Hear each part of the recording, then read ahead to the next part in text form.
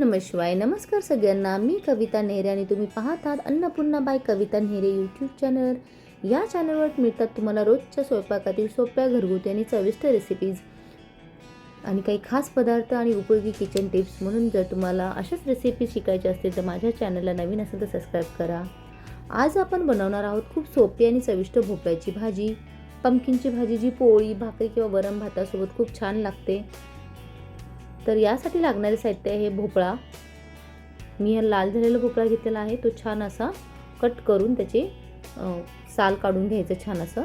त्यासाठी लागणारं साहित्य आहे बारीक चिरलेला कांदा, लसूण, मोहरी, जिरे, हिंग, हळद, पांढरे तीळ, धने पावडर, गरम मसाला, मीठ, तेल, कढीपत्ता, कोथिंबीर. हे सगळं आपल्याला लागणारं साहित्य आहे. छान असे तुकडे करून घ्यायचे बारीक बारीक.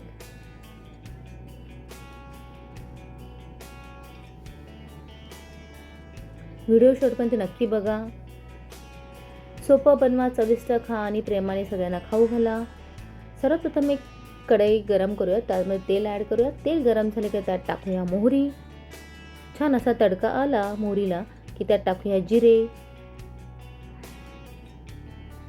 जिरे छान तडतडले की त्याच्यामध्ये आपण टाकूया हिंग, लसूण, कढीपत्ता आणि हे सगळं हलकं असं छान असं परतवायचं.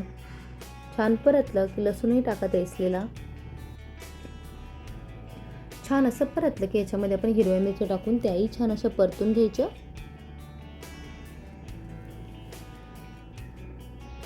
हा भोपळा लाल असल्यामुळे मी त्याच्यामध्ये हिरव्या मिरच्या टाकते, जेणेकरून याची टेस्ट खूप छान येते. आणि ह्या मिरच्या परतल्या की याच्यामध्ये आपण चिरलेला बारीक कांदा टाकणार आहे आणि तो हलका गुलाबी होईपर्यंत परतून घ्यायचा. छान असा परतला की त्यामध्ये मी मेन सिक्रेट इन्ग्रेडियंट सांगणार आहे. नक्की बघा व्हिडिओ शेवटपर्यंत.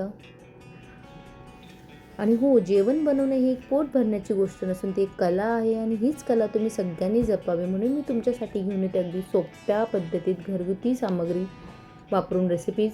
तर नक्की माझी रेसिपी शेवटपर्यंत बघा आणि तुमचा फीडबॅक कमेंट्समध्ये नक्की सांगा.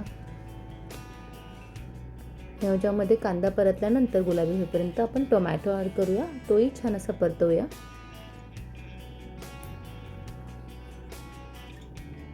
आणि टोमॅटो छान असा परतला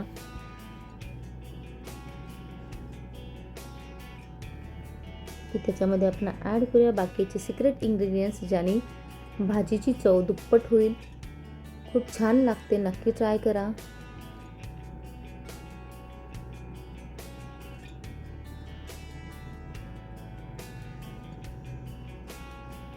सिक्रेट इन्ग्रेडियंट व्हाईट तीळ, गरम मसाला, लाल तिखट, खोबरं सुकं आणि हळद. आपण व्हाईट तीळ टाकून ते छान असं परतून घेऊया. धना जिरा पावडर टाकूया. थोडंसं घरगुती लाल तिखट आहे आमचं, तो टाकलाय मी. हळद, गरम मसाला चिमूटभर आणि ग्रेटेड खोबरं, खोबऱ्याचा किस. हे छान असे इन्ग्रेडियंट टाकून ही भाजी बनवून बघा. नक्की ट्राय करा, तुम्हाला खूप आवडेल. छान असं हे एकदम असं परतून घ्यायचं मस्त.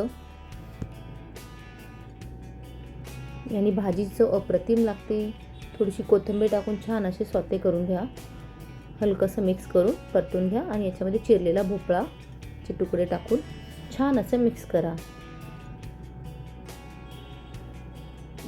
हे सगळं टाकून भोपळ्याचे तुकडे टाकून मीठ घालून सगळं छान असं मिक्स करा आणि ते मंद आचेवर शिजू द्या 7 ते 8 मिनटं.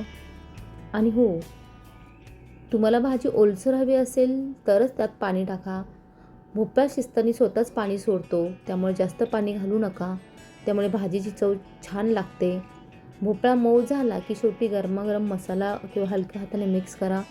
वरून कोथिंबीर घालून चविष्ट भोपळ्याची भाजी तयार होते. हे छान असं मिक्स झालं.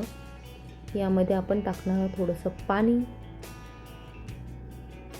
पाणी न टाकता ही स्टीमवरती वाफेवर खूप छान शिजते ही भाजी.